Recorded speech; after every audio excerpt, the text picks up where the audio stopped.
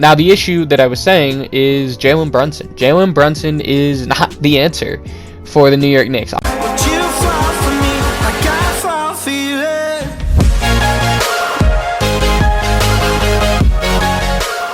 Yo, what is everybody? Welcome back to another episode of NBA Now. It's your boy Dom, and we're going to get right into things here today. So, today, we are talking about New York basketball. The New York Knicks are playing a dangerous game, and we'll say that. Obviously, they just traded Nerlens Noel and Alec Burks to the Detroit Pistons, along with 2 second-round picks. I get it as a cap clear, but for the most part, this is just a huge win for the Pistons. I mean, you get 2 decent players to kind of help you build a more winning culture, along with getting some second-round picks back.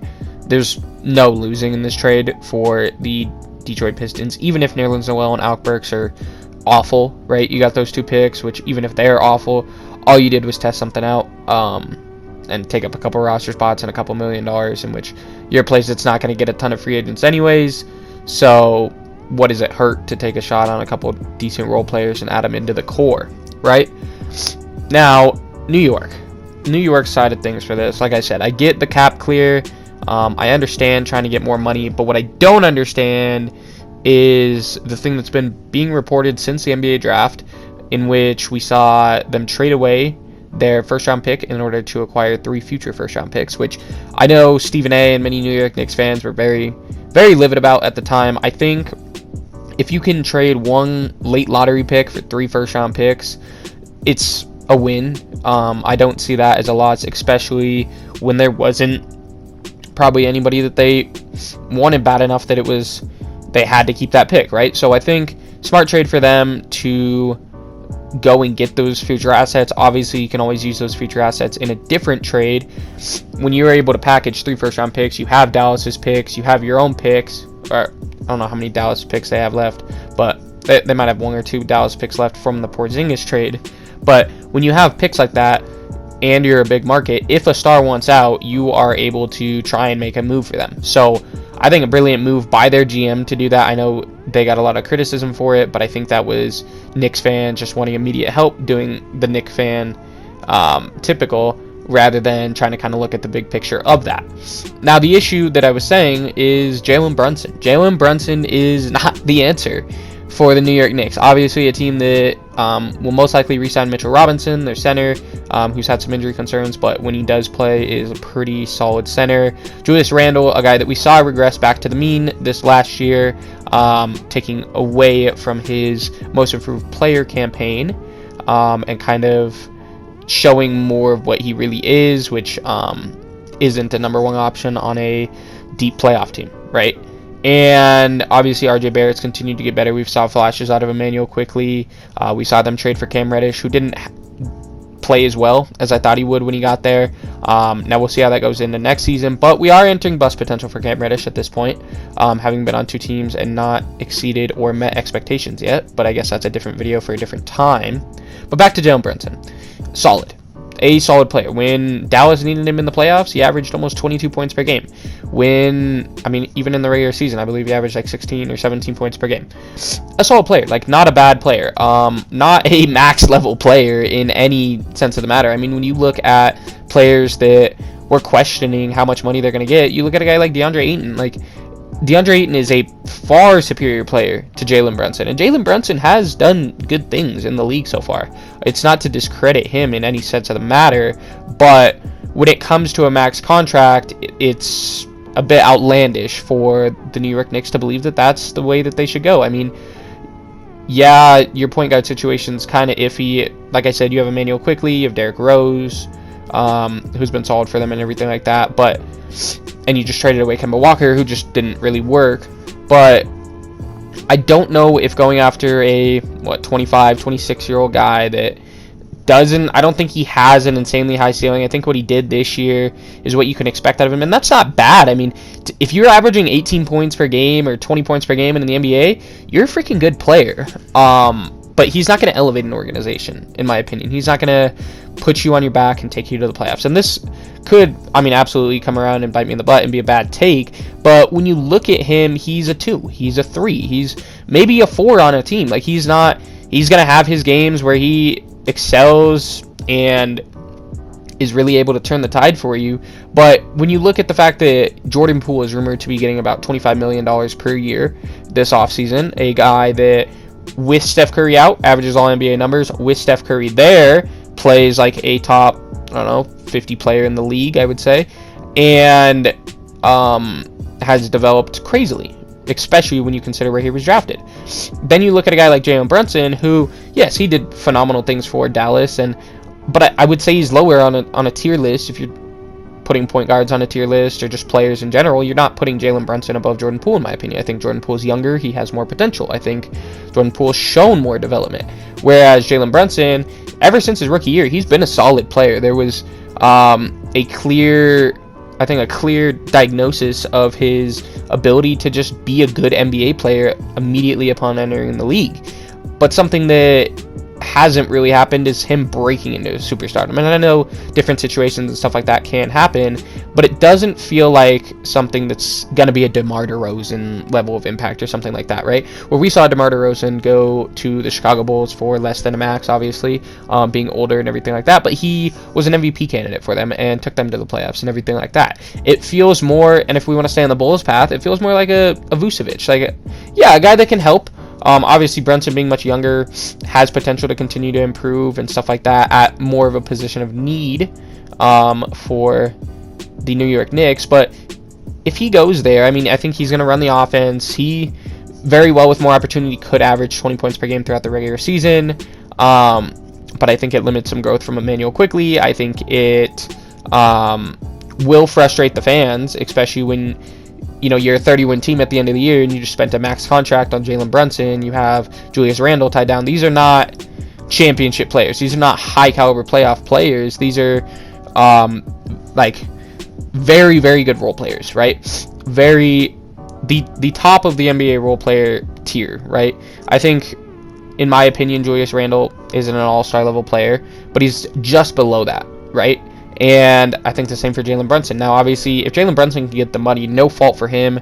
You are leaving a winning organization that does want to pay you what they can.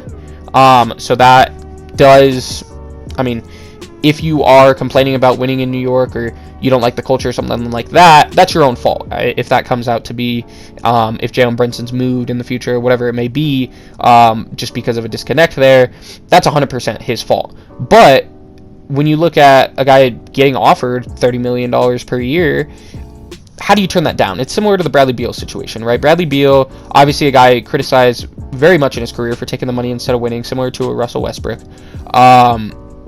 Obviously, they did end up playing together at one point. But, yeah, Bradley Beal has $250 million on the table in front of him. Washington wants to keep him. He sells jerseys. He wins games. Doesn't win quite enough, but he wins games. He is been their franchise player since John Wall's departure and really since John Wall's injury. And, he's been to the playoffs. He's been one of the best players, like a top 20 player in the NBA for the last however long.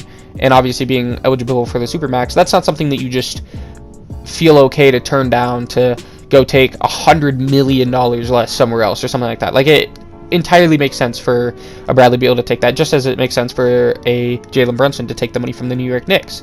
Now, the difference being, Jalen Brunson is going to open up more opportunity, and we'll see what he can do with the Knicks, being given a bigger role and everything like that.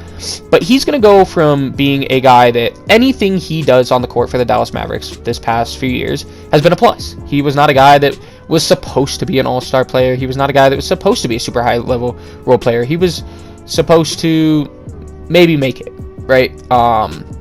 But he exceeded those expectations, and when you look at that, like, anything he did in Dallas was a positive because he was continuing to exceed expectations, help the team, and was beloved by the fans. Now, when you look at him going to New York, which I think there's still a possibility that he stays in Dallas and with the Mavericks and everything like that. Playing with Luka Doncic is one of the best situations you can be in, and obviously going to New York and being the one or the two to Julius Randle isn't anywhere near the same situation, right?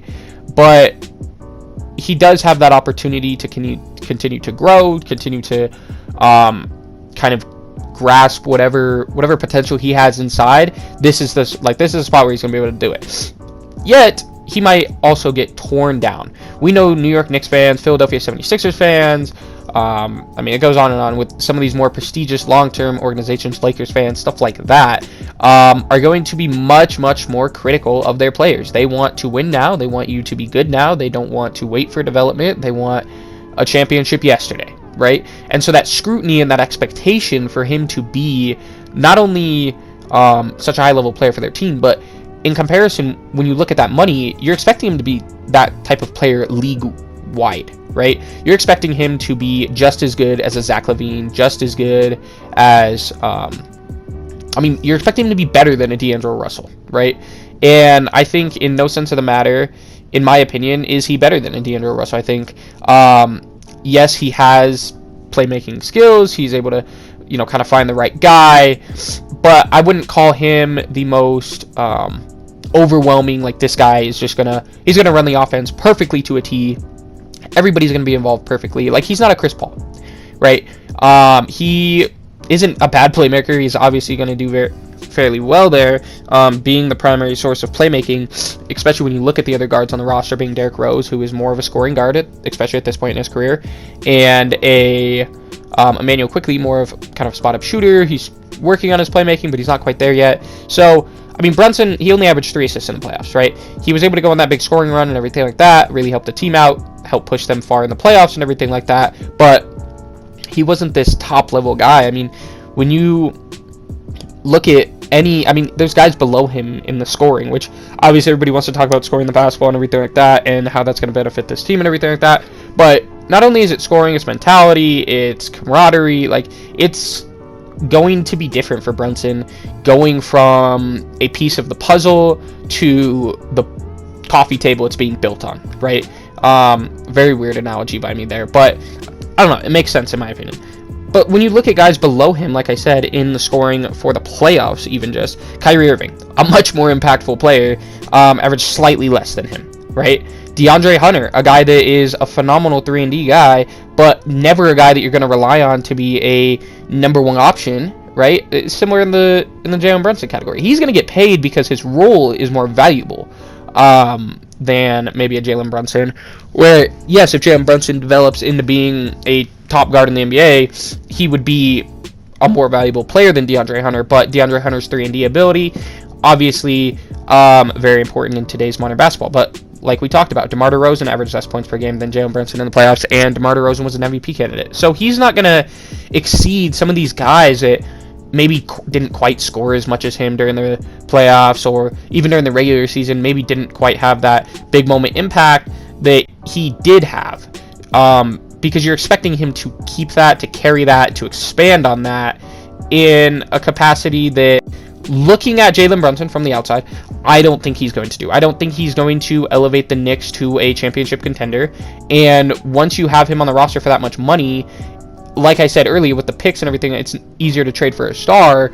But, I mean, is Jalen Brunson your return that you really want for a star player? Like, if Bradley Beal becomes available, do the Wizards really want to have a 4-year contract of Jalen Brunson on the table making $30 million per year? No. They want to restart. They want a guy that, more like a Russell Westbrook even, that is going to be on a 1-year deal. He's done by the end of the year, and you're able to kind of go in the direction that you want, unless they fall in love with Jalen Brunson, as the Knicks have.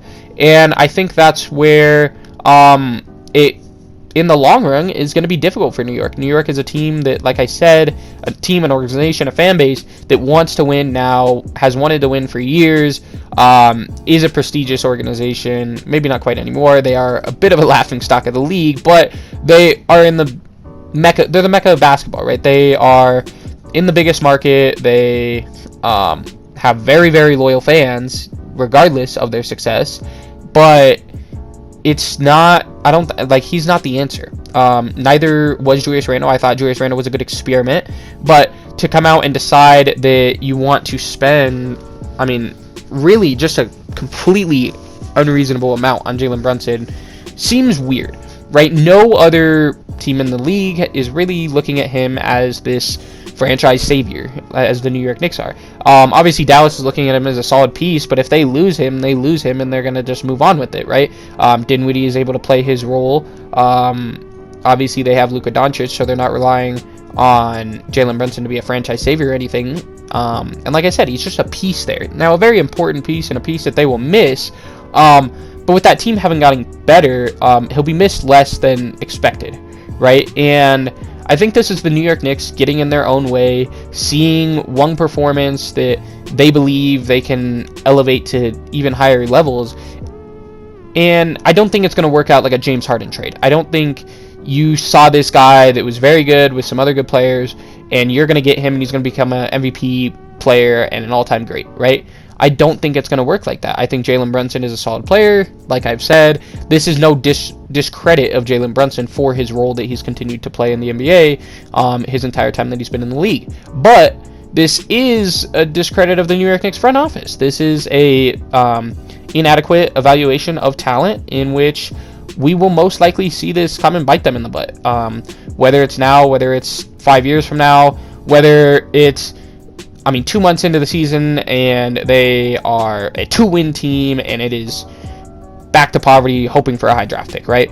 That's where it becomes scary for the Knicks, because that's a very real possibility. You aren't trading for a truly long-time proven guy like a Kyrie Irving or I don't even know, like a Bradley Beal, something like that. You're not trading for this proven guy that, yes, I don't think Bradley Beal probably makes this team, like he makes this team better than Jalen Brunson, but we've seen what he's done with the Wizards, which have continued to get better, and they haven't been a championship contender or anything there. But it's not like you're getting as established of a guy like that. You're getting a guy that's continued to improve steadily, but hasn't, yes, he's shown flashes of being a great player, but I don't think to the extent that maybe you would want to warrant the money that you're going to be paying him. So I think for the New York Knicks, this becomes a losing game of chess, really is what it becomes. You are looking to, compete for a championship with a mediocre roster. You saw what you were last year.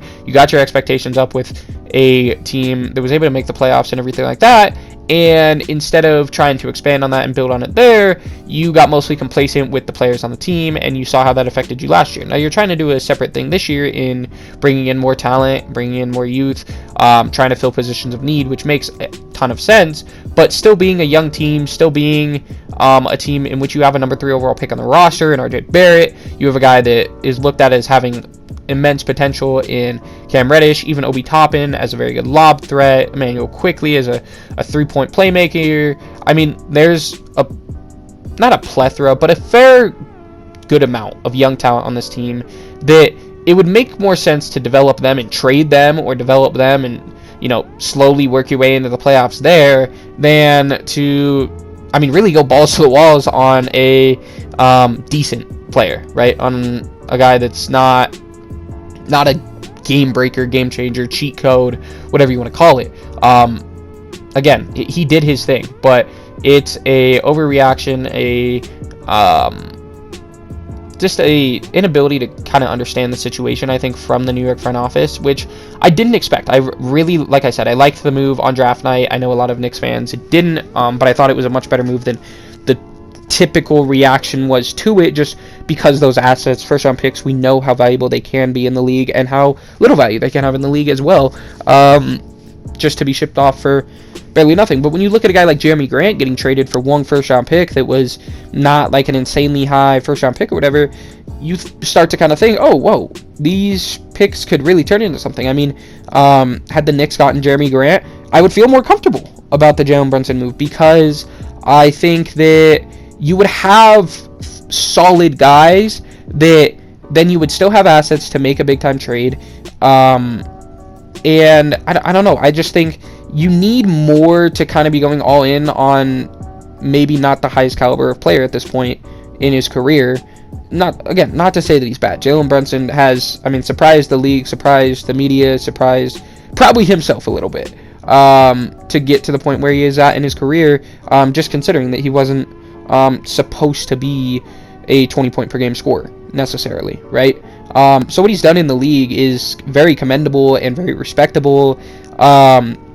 For his career, I think staying with the Dallas Mavericks is by far and away the best decision that he could make.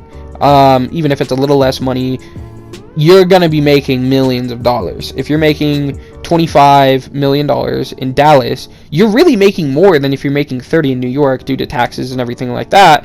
So it comes down to the point of how much does he want to try and be the guy? How much does he want to take over, to be looked at a higher status than he is now, and to be more credited than he is now, right? There's a lot of factors that go into this, and I think it's going to come down to really what he wants. I think, again, Dallas is a phenomenal spot, especially after acquiring Christian Wood. I obviously made a video on that, which did pretty well, so I appreciate your guys' support on that.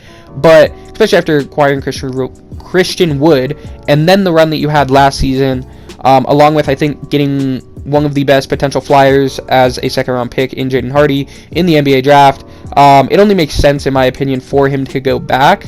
But if he can develop into a star player or a borderline all-star player in New York, maybe that's worth it for him. Maybe that recognition, that status, and that expanded role along with pressure is what he wants. There's not a bigger organization probably in the NBA that has, well, again, it's arguable with Philly and LA, but New York is one of the most pressured environments in all of basketball, and that is without them winning. I mean, imagine if this team was making conference finals and stuff like that, and you played bad for them.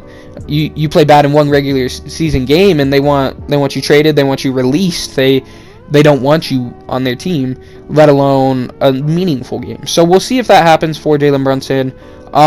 Again, I think if he goes there, we could see him average 20. We could see him push for an all-star game. We could also see him regress, not having that high-level talent next to him in a Luka Doncic, and then obviously the Spencer Dinwiddie and the addition of Christian Wood and everything like that. I think we could see him regress. We could see him go down to a 14-point per game scorer, in which we look back next offseason or part of the way through the season and we're like, oh my God, what were they thinking with this contract?